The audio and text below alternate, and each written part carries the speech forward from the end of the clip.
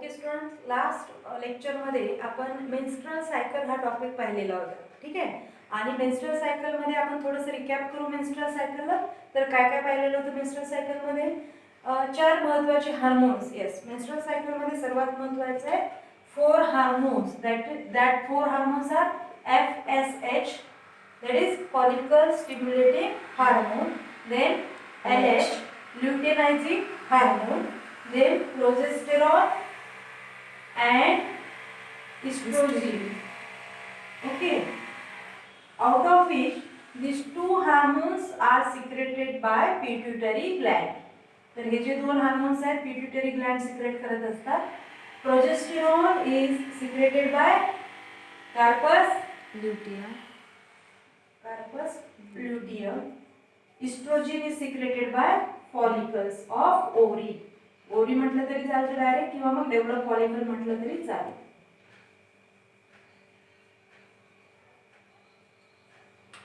ठीक आहे. तर these 4 hormones are important regarding the menstrual cycle because these hormones regulate or control the menstrual cycle. menstrual cycle ला control करण्याचे किंवा मग आपण म्हणू शकतो की रेग्युलेट करण्याचं काम कोण करत असतात? हे 4 हार्मोन्स करतात. आपण पाहिलेले डिटेलमध्ये कसे रेग्युलेट करतात किंवा कसे कंट्रोल करतात ते हार्मोन. तर पिट्युटरी ग्लँड जेव्हा FSH सिक्रेट करत असते ना, फॉलिकल स्टिम्युलेटिंग हार्मोन जेव्हा सिक्रेट करते, तेव्हा काय होतं की सेव्हरल फॉलिकल मधला एक फॉलिकल डेव्हलप व्हायला सुरुवात होते. पाहिलेले ना आपण, एक फॉलिकल काय होतो? डेव्हलप व्हायला सुरुवात होते अशा प्रकारे. ठीक आहे. आणि देन काय होते, त्यानंतर जेव्हा फॉलिकल फुली डेव्हलप झाला तेव्हा तो काय करतो? इस्ट्रोजन हार्मोनला सिक्रेट करत असतो. इस्ट्रोजन हार्मोनला तो सिक्रेट करतो. ठीक आहे. आणि हा फुली फॉलिकल जो आहे देन काय होतो? बस्ट होतो in presence of luteinising hormone LH. मग जेव्हा हा फुली डेव्हलप होतो तेव्हा काय होते? FSH चं प्रमाण कमी होते. FSH म्हणजे फॉलिकल स्टिम्युलेटिंग हार्मोनचं प्रमाण कमी होते आणि LH ल्युटिनायझिंग हार्मोन सिक्रेशनचं प्रमाण वाढते. आणि under the effect of this luteinizing hormone this follicle get burst. आणि हा फॉलिकल काय होते? बस्ट होतो. आणि बस्ट होऊन ब्रेक होतो. आणि ब्रेक होऊन जे ओव्ह्यूम आहे, हा ओव्ह्यूम काय होतो? बाहेर पडतो. ठीक आहे. हा ओव्ह्यूम बाहेर पडतो, त्या प्रोसेसला आपण काय म्हणत असतो? ओव्ह्युलेशन. ओव्ह्यूम बाहेर पडणं किंवा ओव्ह्यूम रिलीज होणं, या प्रोसेसला आपण काय म्हणतो? Process of ovulation. ठीक आहे. याचं कन्व्हर्शन मग कशात होते? हे जे काही टिश्यूज आहेत, ब्रेक टिश्यूज, तर याचं कन्व्हर्शन देन कशात होते? कार्पस ल्यूटियम मध्ये. आणि कार्पस ल्यूटियम काय फॉर्म करत असतो? प्रोजेस्टेरॉन. जर कार्पस ल्यूटियम एक स्ट्रक्चर आहे कार्पस ल्यूटियमचं, जर कार्पस ल्यूटियम मध्ये, ठीक आहे, कार्पस ल्यूटियम मध्ये जर कार्पस ल्यूटियम मध्ये कन्व्हर्शन होऊन तो प्रोजेस्टेरॉन बनवतो. आणि प्रोजेस्टेरॉन महत्त्वाचं कशासाठी असतो? याच्या प्रेझेन्स मध्ये, प्रोजेस्टेरॉनच्या प्रेझेन्स मध्ये मग एंडो जे काही आपण मेट्रियम पाहिला होता, तो एंडोमेट्रियमचे जे ग्लँड्स असतील ते सिक्रेशन सिक्रेट करतात in the presence of this progesterone hormone. पण हे कधी होते? जेव्हा ओव्ह्युलेशन होते आणि फर्टिलायझेशन प्रोसेस होईल तेव्हा काय होते? ऍक्च्युली तयार होतोय एंडोमेट्रियम. काय होतं? In presence of this progesterone hormone तो तयार होतोय. कशासाठी? Implantation of embryo. एम्ब्रियोच्या इम्प्लांटेशनसाठी तो तयार होत असतो. पण समजा झायगोट फॉर्म झाला नाही, म्हणजे फर्टिलायझेशन ही प्रोसेस झालीच नाही, तर काय होईल? तर हा कार्पस ल्यूटियम जो आहे, म्हणजे एक जर ओव्ह्यूम जर फर्टिलाइज झाला नाही 24 तासाच्या आत, तर कार्पस ल्यूटियमचं कन्व्हर्शन कशात होत असते? कार्पस अल्बिकन्स मध्ये. कशात होते? Corpus albicans. ठीक आहे. हे अल्बिकन्स, कार्पस अल्बिकन्स मध्ये कन्व्हर्शन होते. कार्पस अल्बिकन्स मध्ये कन्व्हर्शन झाल्यानंतर काय सुरू होते? पुन्हा आपली सायकल स्टार्ट होते. ठीक आहे ना. पुन्हा सायकल स्टार्ट होते. दॅट इज प्रोजेस्टेरॉन आणि इस्ट्रोजनचं सिक्रेशन पूर्णपणे थांबते. प्रोजेस्टेरॉन इस्ट्रोजनचं सिक्रेशन थांबल्यामुळे काय सुरू होते? मग पुन्हा एंडोमेट्रियमचं डिजनरेशन सुरू होते. एंडोमेट्रियमचं डिजनरेशन, ब्लिडिंग, हे जे काही प्रोसेस आहे ती परत मग सुरू होते. आपण पाहिलेलं आहे ब्लिडिंग वगैरे जी असते त्याला काय म्हणतो आपण? मेन्स्ट्रुएशन. ठीक आहे. तर फेजेस सुद्धा पाहिलेले आहेत. ही फर्स्ट फेज आहे मेन्स्ट्रुएशनची. देन सेकंड फेज कोणती असते? रिजनरेशन ऑफ एंडोमेट्रियम,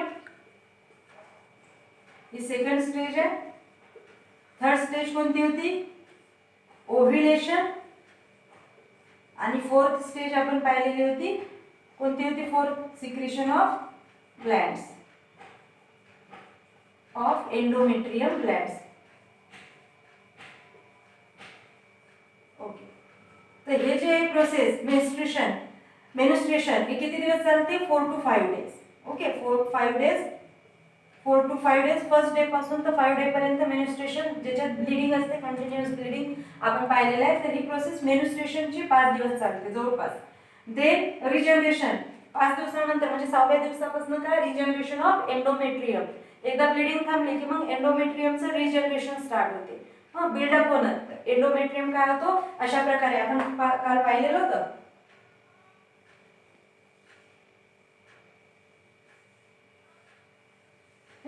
एंडोमेट्रियम काय होतो? आधी हा असा थिन असतो. आधी 1 ते 5 दिवसापर्यंत तो काय असतो? थिन असतो. आणि मग तो काय होत जातो? डेव्हलप होत जातो. ठीक आहे, अशा प्रकारे तो थिक होत जातो, डेव्हलप होत जातो. ठीक आहे ना, पाहिलेलं आहे आपण ही प्रोसेस. अशा प्रकारे तो काय होत जातो? मग डेव्हलप होत जातो, थिक बनतो एंडोमेट्रियम. तर ती process regeneration of endometrium.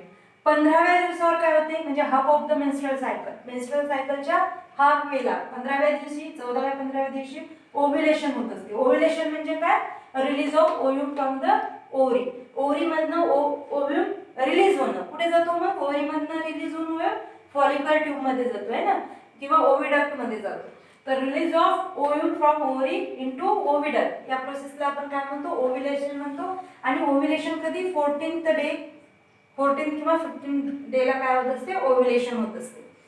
Then secretion of endometrium gland. जसंच ओव्ह्यूल बाहेर पडला, रिलीज झाला, ओव्हिडक्ट मध्ये आला, तसंच काय होते? In the presence of progesterone hormone this endometrium start to secrete some secretion for the preparation of or for the implantation of embryo. तर एम्ब्रियोच्या इम्प्लांटेशन साठी हे एंडोमेट्रियम ग्लँड काय करतात? काही सिक्रेशन सिक्रेट करत असतात. ठीक आहे ना, जेणेकरून ते तयारी करतात, पूर्व तयारी करतात इम्प्लांटेशन ऑफ एम्ब्रियोसाठी. तर पूर्व तयारी करत असतात ते in the presence of progesterone. पण समजा आता एम्ब्रियो ओव्ह्यूम जेव्हा रिलीज होतो, तो किती वेळासाठी असतो? 24 तासांसाठी असतो. समजा तो जर 24 तासामध्ये फर्टिलाइज झाला नाही स्पर्मनी, ठीक आहे ना, जर ओव्ह्यूम 24 तासामध्ये फर्टिलाइज होत नसेल स्पर्मनी, तर मग एम्ब्रियो त्या ओव्ह्यूमचं काय होते? फर्टिलायझेशन झालं नाही तर काय होईल?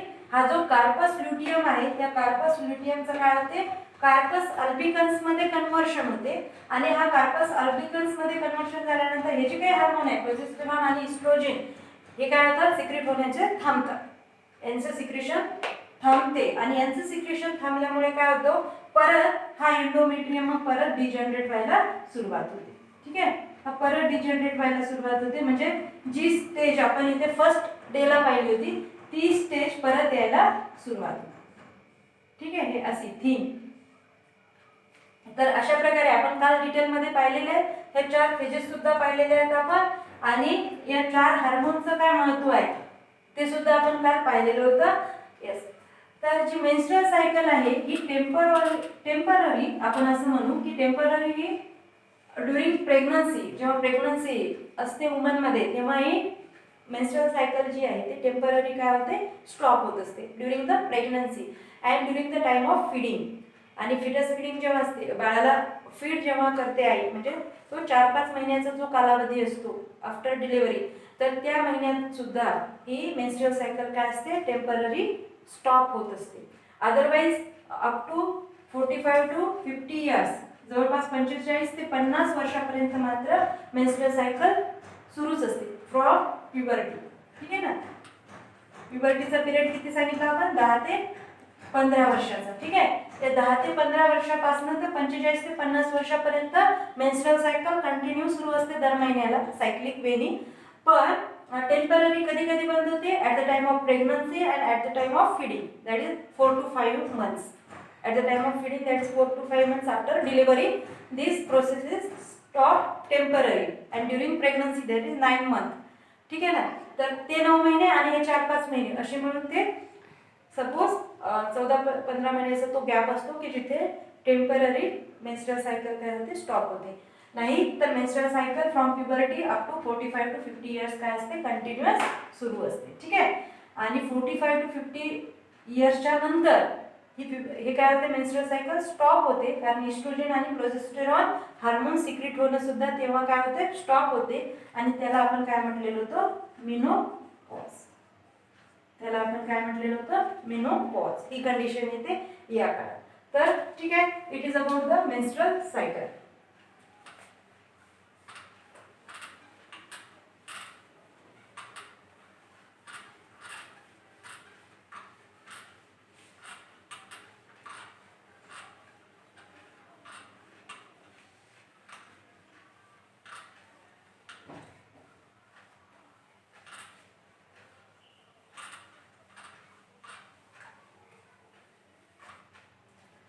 Okay. Now the next topic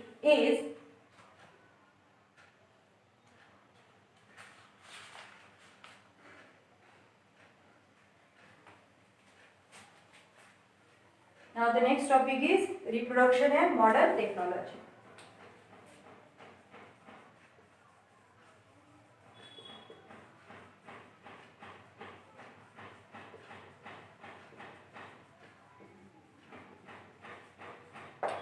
okay, reproduction and modern technology.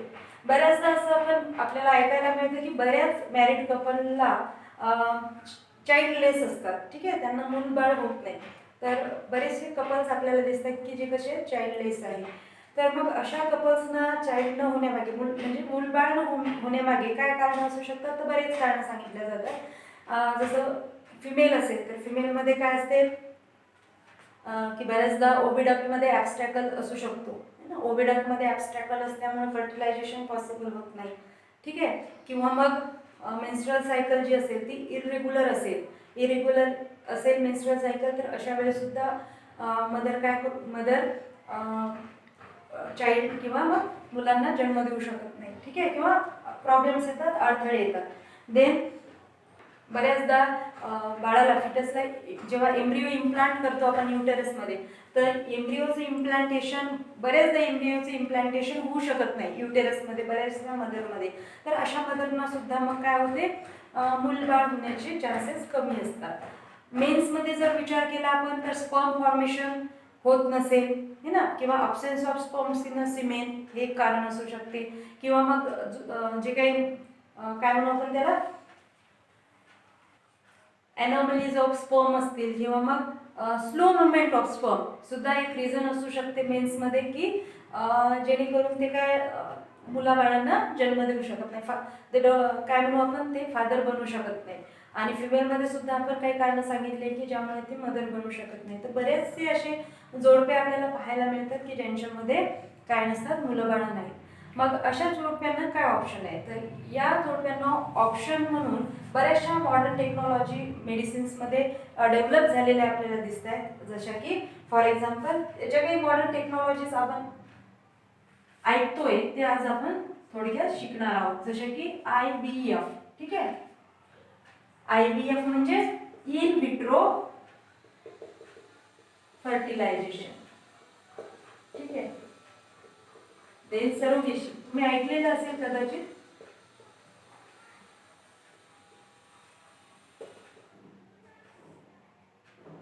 Sperm bank किंवा सिमेन बँक म्हणतात त्याला. So these are the some techniques by which the childless couple get child.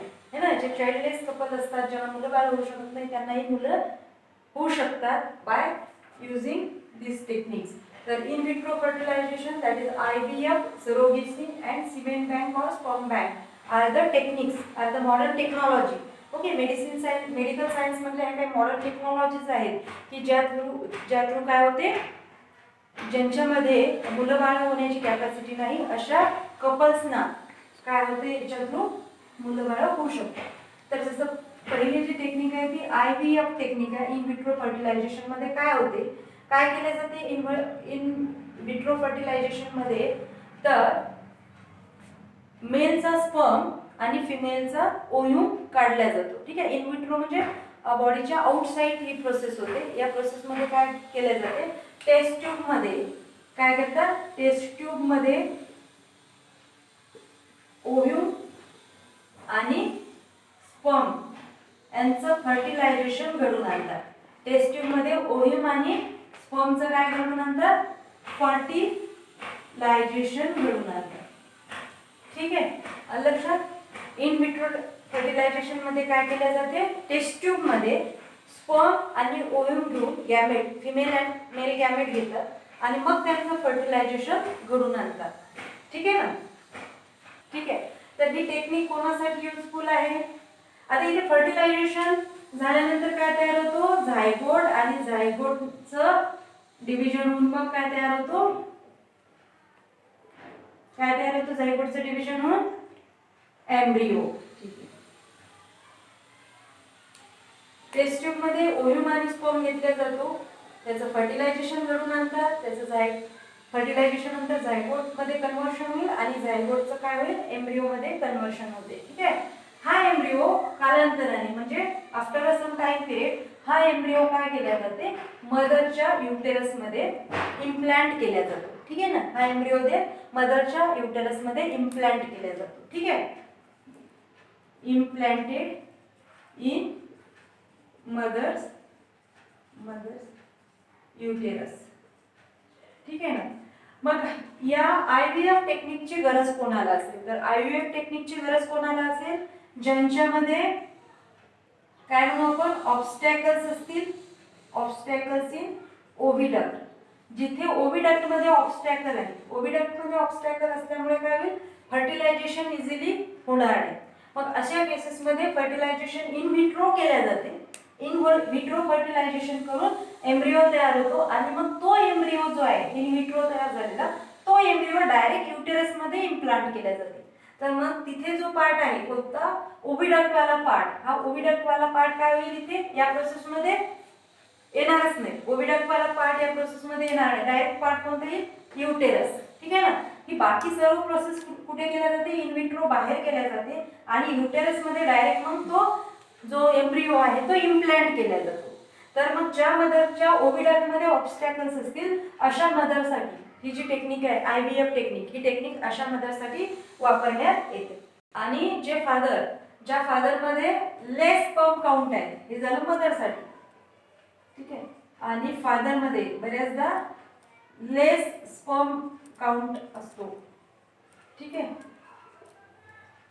तर अशा फादरसाठी सुद्धा ही टेक्निक्स युजफुल आहे. तर या टेक्निक्स थ्रू काय होते, मग बाळ मिळू शकते. ठीक आहे ना. अशा जोडप्यांना ज्यांना बाळ होत नाही अशा जोडप्यांना काय मिळू शकते, बाळ, by using IVF technique. IVF technique मध्ये ऑब्स्टॅकल असेल ओव्हिडक्ट मध्ये अशा मदर्सना, आणि ज्या फादरचे स्पर्म काउंटिंग लेस असेल अशा फादरना सुद्धा बाळ होऊ शकतात. They also becomes father and mothers, parents. Okay. Then second one is a surrogacy.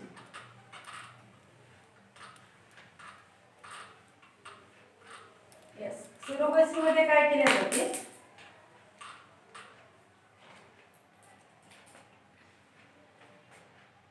surrogacy मध्ये ओव्ह्यूम आणि स्पर्म,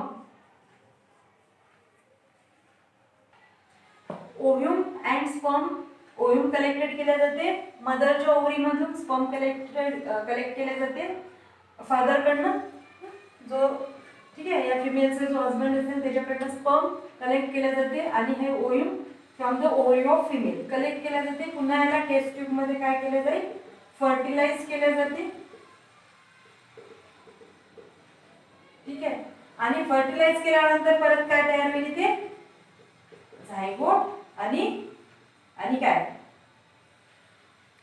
एम्ब्रियो. झायगोट आणि एम्ब्रियो.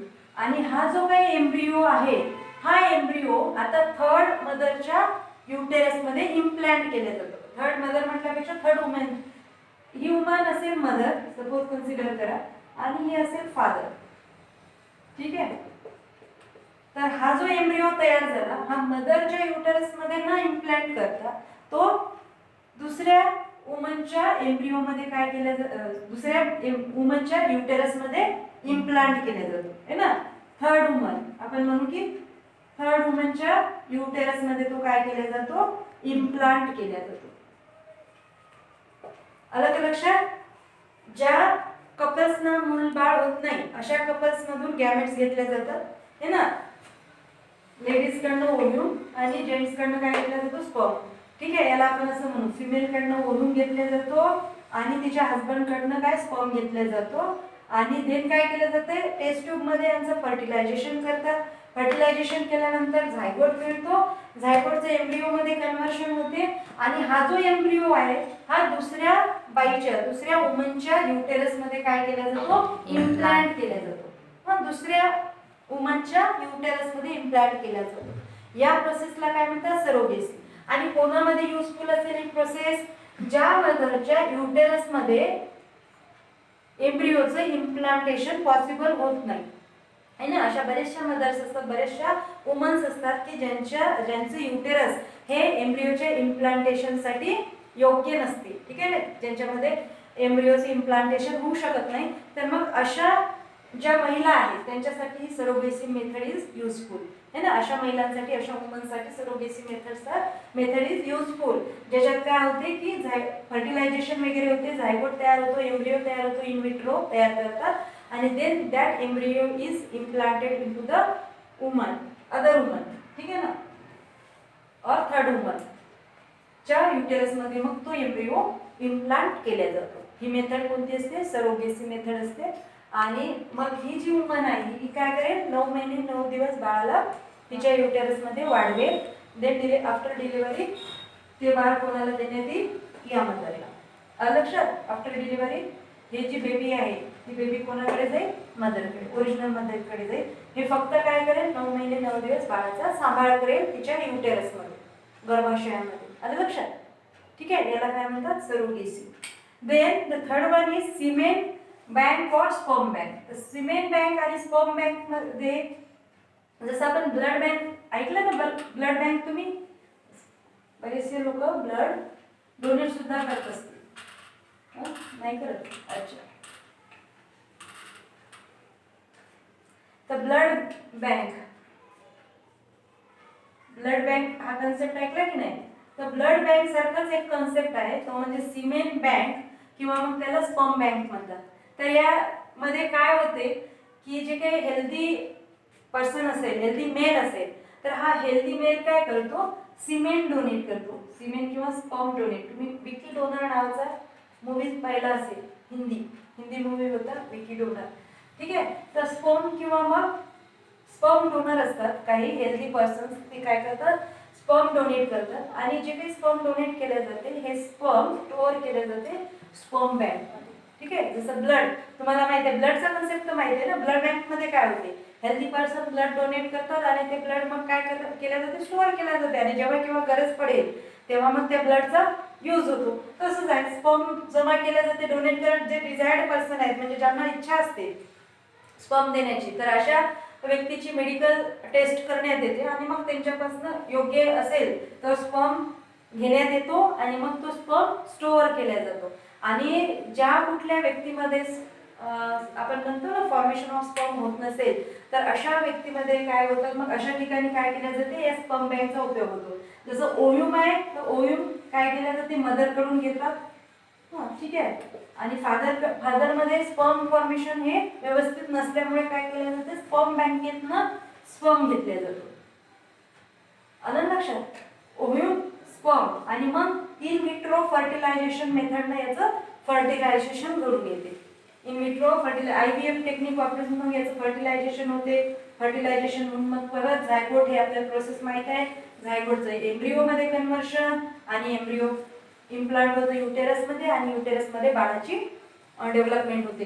तर मग अशा मेलसाठी तर कुठे उपयोगी असेल सिमेन बँक किंवा स्पर्म बँक अशा मेलमध्ये की ज्या मेलमध्ये काय होत नाही फॉर्मेशन ऑफ स्पर्म. ठीक आहे ना.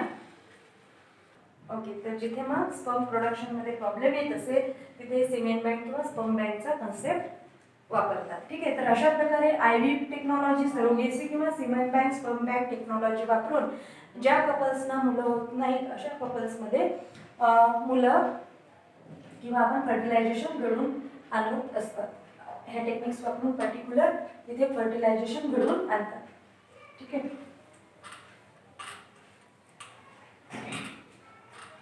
देन महत्त्वाचा कन्सेप्ट आहे तो म्हणजे ट्विन्स. तुम्ही बरेचसे ट्विन्स पाहत असाल किंवा पाहिले असतील ट्विन्स. ठीक आहे ना, पाहताना ट्विन्स.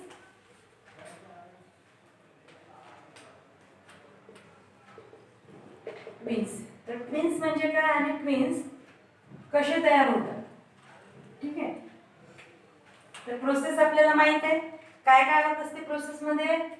एक ओव्हरी आहे है ना. ओव्हरी कुठे असते,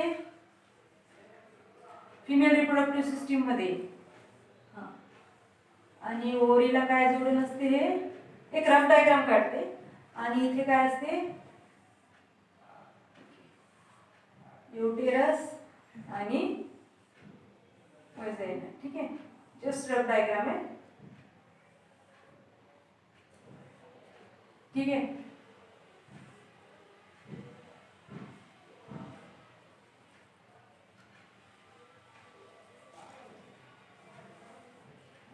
आणि ओव्हरी मध्ये काय ओव्हम. तर हा ओव्हम काय केला जातो, दर महिन्याला रिलीज होतो. ठीक आहे ना, दर महिन्याला एक ओव्हम काय केला जातो, रिलीज केला जातो. आहे ना माहिती तुम्हाला, आठवते ना प्रोसेस, फिमेल रिप्रोडक्टिव्ह सिस्टीमची प्रोसेस आठवते ना. ठीक आहे, काय होते, दर महिन्याला एक ओव्हम काय होतो, रिलीज होतो. कुठे रिलीज होतो, ओव्हिडक्ट मध्ये. ठीक आहे, आणि जे काही म्हणजे पॉप्युलेशन झाल्यानंतर मेल मधनं सिमेन एजॅक्युलेट होतो पेनिस थ्रू वजाइना मध्ये, आणि वजाइना पासून युटेरस मध्ये तो येतो. ठीक आहे, आणि युटेरस मधून तो कुठे जाणार, ओव्हिडक्ट मध्ये. आणि ओव्हिडक्ट मध्ये इथे काय झालेला असेल, रिलीज, एग रिलीज झालेला असेल.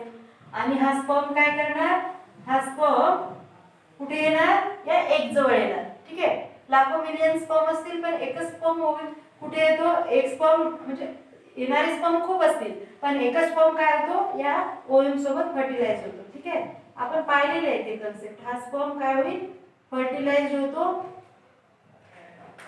ओव्हम सोबत. आणि इथे काय तयार होत असते, झायगोट तयार होते. ठीक आहे, झायगोट तयार होते. आणि झायगोटचं कन्व्हर्शन मग कशात होतो, कशात होते, एम्ब्रिओ मध्ये होते. आणि हे जे एम्ब्रिओ आहे, मग हे एम्ब्रिओ कुठे जाते, युटेरस मध्ये जाते. बाकीच्या डेव्हलपमेंट साठी एम्ब्रिओ कुठे जातो, मग युटेरस मध्ये जातो. ठीक आहे, ही प्रोसेस आपल्याला आठवते. फिमेल रिप्रोडक्टिव्ह सिस्टीम आपण पाहिलेले, फर्टिलायझेशन प्रोसेस सुद्धा पाहिलेली. तर होते काय की 8 दिवसांच्या आत, किती दिवसांच्या, 8 डेज, 8 दिवसाच्या आत म्हणजे झायगोट फॉर्मेशन होऊन 8 दिवसाच्या आत काय होत असेल, जर जो काही एम्ब्रिओ फॉर्म झाला, या एम्ब्रिओ पासनं, ठीक आहे, इथे एम्ब्रिओ तर फॉर्म झाला पण झायगोट फॉर्म होऊन 8 दिवसाचा जो काही पिरियड असेल, हा 8 दिवसाच्या आत मधला जो काही पिरियड असेल, या पिरियड मध्ये या एम्ब्रिओचं कन्व्हर्शन काय होते, 2 सेल्स मध्ये तयार होते. 2 सेल्स मध्ये होते. एम्ब्रिओचं कन्व्हर्शन कशात होते, 2 सेल्स मध्ये होते, कन्व्हर्शन होते. म्हणजे 2 एम्ब्रिओ तयार होतात. ठीक आहे, तिथे काय होते, एका एम्ब्रिओ पासून 2 एम्ब्रिओ तयार होतात. किती दिवसात, 8 दिवसाच्या आतमध्ये एका एम्ब्रिओ पासून 2 एम्ब्रिओ तयार होतात. आणि मग या एम्ब्रिओचं काय होते, डेव्हलपमेंट होते. प्रत्येक एम्ब्रिओची काय होईल, डेव्हलपमेंट होईल. आणि याच्यापासून एक इंडिव्हिज्युअल आणि याच्यापासून एक इंडिव्हिज्युअल असे 2 इंडिव्हिज्युअल इथं तयार होतील. ठीक आहे, लक्षात येते काय झालं इथे, या प्रोसेस मध्ये फर्टिलायझेशन झालं, झायगोट फॉर्म झाला, एम्ब्रिओ फॉर्म झाला. पण एम्ब्रिओ फॉर्म झाल्यानंतर हा जो पिरियड असेल झायगोट फॉर्मेशन पासून एम्ब्रिओ फॉर्मेशन पर्यंतचा, त्याच्या 8 दिवसाच्या आधी या एम्ब्रिओचं कन्व्हर्शन किंवा या एम्ब्रिओचं काय होते, एम्ब्रिओ होतो डिवाइड. एम्ब्रिओ कसा डिवाइड होतो, 2 एम्ब्रिओ मध्ये तो डिवाइड होतो. 8 दिवसाच्या आधी हा एम्ब्रिओ 2 एम्ब्रिओ मध्ये डिवाइड होतो. आणि 2 एम्ब्रिओ मध्ये डिवाइड झाला की या दोन्ही एम्ब्रिओचं डेव्हलपमेंट होऊन आपल्याला 2 इंडिव्हिज्युअल मिळतात. पण या टेक्निक्सला काय म्हणतात, या टेक्निक्सला किंवा प्रोसेसला काय म्हणू आपण, मोनोझायगोटिक झायगोटिक आणि जे ट्विन्स तयार होतात त्यांना मोनोझायगोटिक ट्विन्स. ठीक आहे. तर ही जी काही प्रोसेस आहे ती कोणती प्रोसेस आहे? मोनोझायगोटिक ट्विन्स तयार करण्याची प्रोसेस आहे. आणि जे ट्विन्स या प्रोसेस थ्रू फॉर्म होतात त्यांना आपण काय म्हणतो? मोनोझायगोटिक ट्विन्स फॉर्म होतो. का मोनोझायगोटिक ट्विन्स यांना का म्हणायचं? कारण जो झायगोट फॉर्म झाला हा किती होता? एकच होता. जो झायगोट फॉर्म झाला ते किती होता? एकच होता. झायगोटचं एम्ब्रिओ मध्ये कन्वर्शन झालं, एम्ब्रिओ मग डिवाइड झाला 2 एम्ब्रिओ मध्ये. ठीक आहे ना. त्याच्यामुळे या टेक्निकला म्हणतात मोनोझायगोटिक ट्विन्स फॉर्म करण्याची टेक्निक. आणि जे ट्विन्स फॉर्म होतात त्यांना म्हणतात मोनोझायगोटिक ट्विन्स, एकाच झायगोट पासून बनलेले आहेत म्हणून. आता या टेक्निकचे फीचर्स काय? या टेक्निकचे फीचर्स हे आहेत की जे काही इंडिव्हिज्युअल तयार होतील यांचं जेंडर सेम राहते. जेंडर काय राहते? सेम. जेंडर म्हणजे लिंग किंवा याला सेक्स म्हणू आपण. म्हणजे फिमेल असेल तर फिमेलच, दोन्हीही फिमेलच. मेल असेल तर दोन्हीही मेलच. ठीक आहे ना. जेंडर सेम राहील, एक फिमेल एक मेल होणार नाही. दोन्ही काय असेल? Either boys or girls. एकतर बॉईजच असतील किंवा मग एकतर काय असतील? ते गर्ल्स असतील. तर जेंडर काय राहील? सेम. या टेक्निकचं फीचर. दुसरी म्हणजे को जॉईंट असतील. ते को जॉईंट म्हणजे ते जुळलेले असतील ना, एकमेकांना जुळलेले. म्हणजे एकतरी ऑर्गन असेल त्या दोन्ही इंडिव्हिज्युअल मधला जे काय आहे अटॅच ऑर्गन असतील त्यांच्यामध्ये. ठीक आहे. त्याच्यामध्ये काय असेल? Attach organ. एकतरी असं ऑर्गन असेल की जो काय आहे at least one organ is attach. ठीक आहे. देन जेंडर सेम आहे. अटॅच जेंडर सेम का असेल? कारण जो झायगोट इथे तयार झालेला आहे हा झायगोट कसा तयार झालेला आहे? हा स्पर्म आहे. या स्पर्मनी एक्स क्रोमोझोम आणला आणि आपल्या ओव्ह्यूम मध्ये एक्स क्रोमोझोम आहे. ठीक आहे. एक्स एक्स चं फर्टिलायझेशन होऊन इथे काय तयार होतो? एक्स एक्स म्हणजे काय? गर्ल्स. ठीक आहे ना. हा जो एम्ब्रिओ झायगोट तयार झाला गर्ल्स साठी आहे. या झायगोटचं कन्वर्शन एम्ब्रिओ मध्ये होतो आणि एम्ब्रिओ मध्ये सुद्धा काय राहील? एक्स एक्सच राहील क्रोमोझोम. म्हणजे कोणासाठी? गर्ल्स साठी. मग या एम्ब्रिओचं 2 एम्ब्रिओ मध्ये कन्वर्शन होईल. तर या दोन्ही एम्ब्रिओ मध्ये काय जाईल मग? X x. त्याच्यामुळे दोन्ही काय होतील? मुलीच होतील. इथे जर वाय असेल स्पर्म मध्ये तर हा एक्स वाय होईल, इथे एक्स वाय होईल. पण या दोन सेल मध्ये एक्स वाय असेल सेम. ठीक आहे. मायटोटिक डिव्हिजन होईल तर सेम क्रोमोझोम. तर काय जर गर्ल्स फॉर्म झाले, झायगोट मध्ये गर्ल्सचे क्रोमोझोम असतील तर इथे जे काही इंडिव्हिज्युअल फॉर्म होतील ते दोन्ही गर्ल्स असतील. झायगोट मध्ये जर बॉईजचे क्रोमोझोम असतील तर दोन्ही बॉईजच तयार होतील. त्याच्यामुळे आपण म्हणतो की जेंडर सेम आहे. को जॉईंट म्हणजे एखादही ऍटलीस्ट वन ऑर्गन तरी त्यांचं काय असलं पाहिजे? अटॅच असलं पाहिजे.